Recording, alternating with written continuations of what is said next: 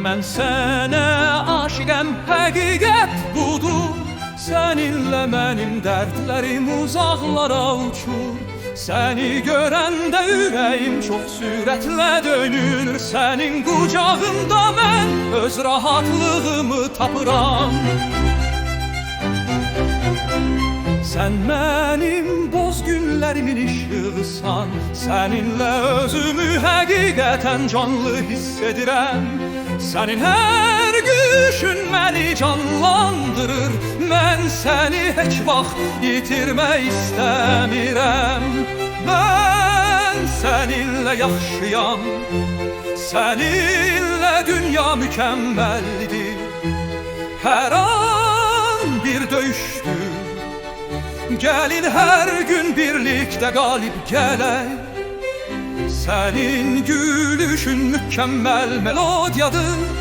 Səninlə hər şey ölümsüz görünür. Anlarımız tam şirinlik içində keçirdi. Mən ikimizdən başqa heç nə istəmirəm.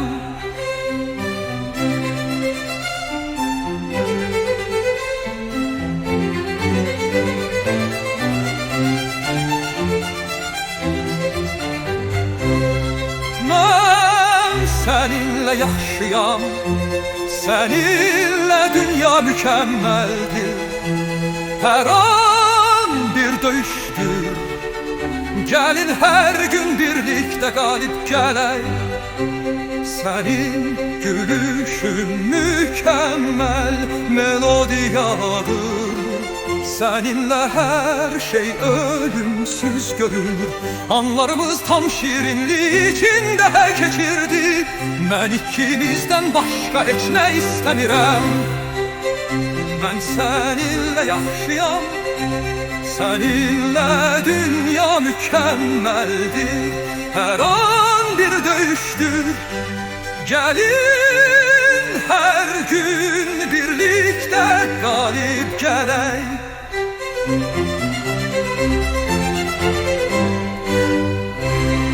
Bəzən həyat bizə daş atır, amma səninlə hər şey yüngül görünür. Heç bir narahatlıq mane yoxdur. Mən əbədi olaraq tamamlanmışam.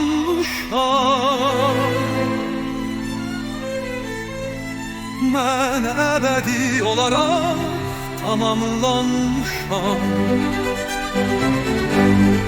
Mən ikimizdən başqa heç nə istəmirəm. Mən səninlə yaxşıyam. Səninlə dünya mükəmməldir. Hər an bir döyüşdür. Gəlin hər gün birlikdə qalib gələk.